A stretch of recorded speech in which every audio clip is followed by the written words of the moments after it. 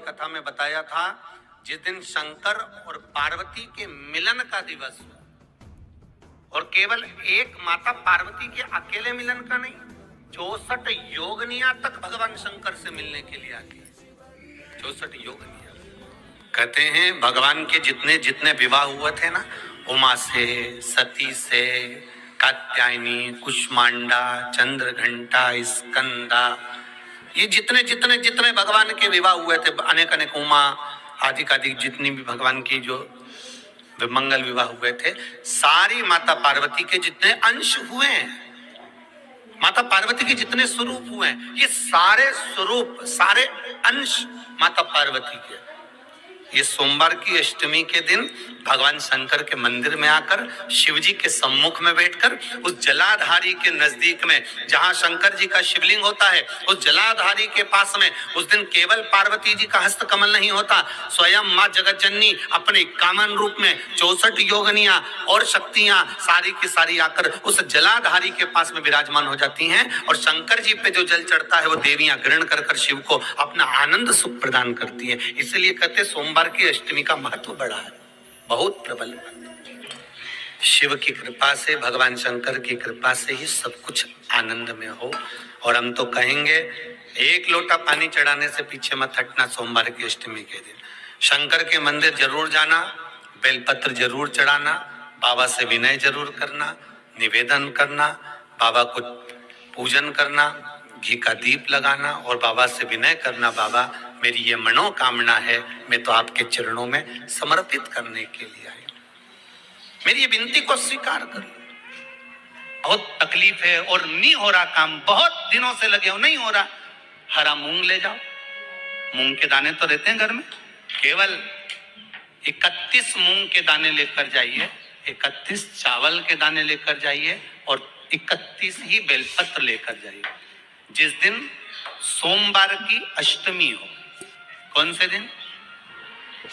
सोमवार की अष्टमी हो, उस दिन शंकर जी के मंदिर में जाओ, 3 चीज लेकर जाओ, मूंग के दाने, चावल, बेलपत्र। चावल जो 31 लेकर गए हो, अपनी कामना कर कर शंकर जी की देहली पर रख दो, चौखट पर कहीं पर भी एकांत में उसको रख दिया। मूंग के जो दाने लेकर गए हो 31, वो नंदी के पास में, जो नंदी का पांव ऊंचा रहता है उस पांव के पास रख दीजिए।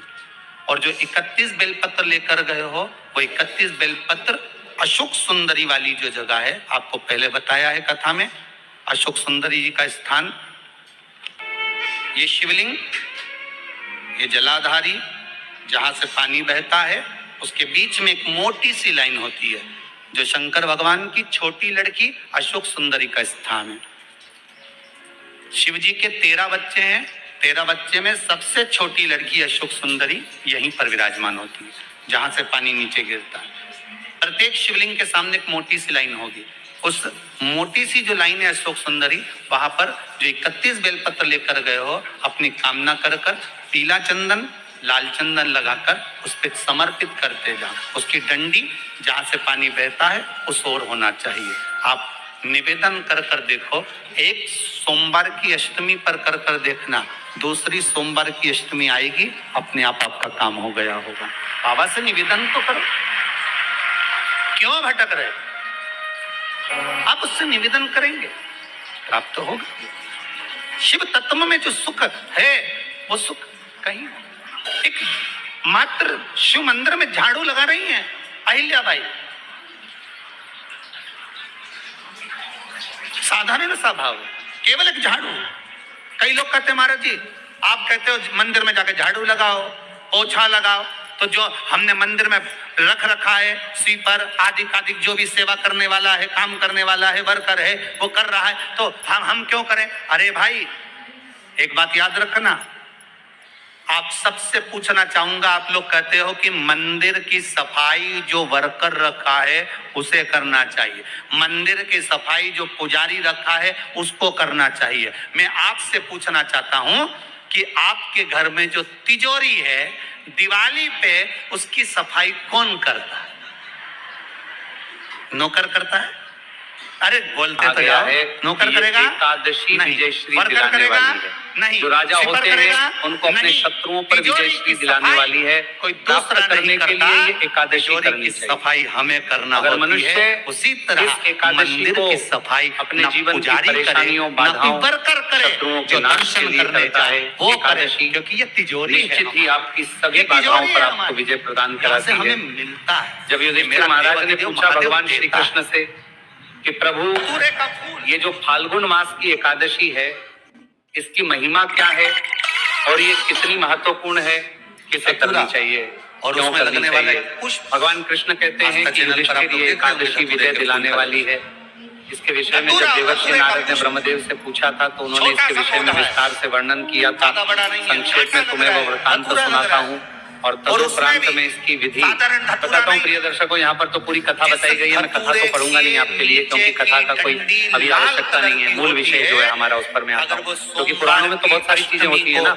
यहाँ तो 17-18 पेज की पूरी वृत्तांत है जिनकी आवश्यकता नहीं है। आपका विषय है कि अब इसके विषय में भगवान ने कहा क्या है, कैसे इस एकादशी को करना चाहिए, क्या चीजें हैं जो दशमी तिथि को करनी चाहिए।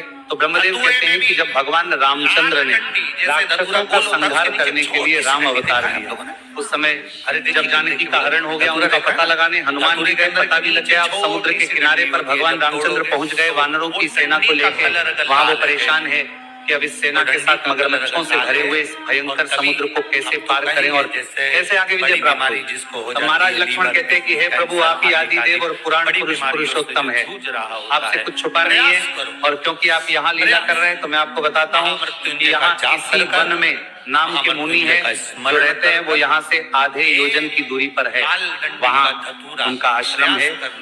हे रघुनंदन, उन प्राचीन मुनीश्वर के पास जाकर उन्हीं से इसका उपाय पूछना चाहिए। सबकी अत्यंत सुंदर बात को सुनकर श्री रामचंद्र जी महामुनि के पास पहुंचे।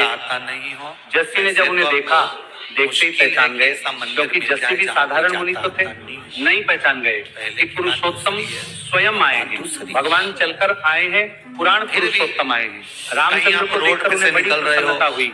राम को आसन पर बिठाया, पूछा कि प्रभु यहाँ कैसे आगमन हुआ। भगवान रामचंद्र ने अपनी सारी परेशानी बाज्य को बताई और कहा कि अब आप कोई उपाय बताइए।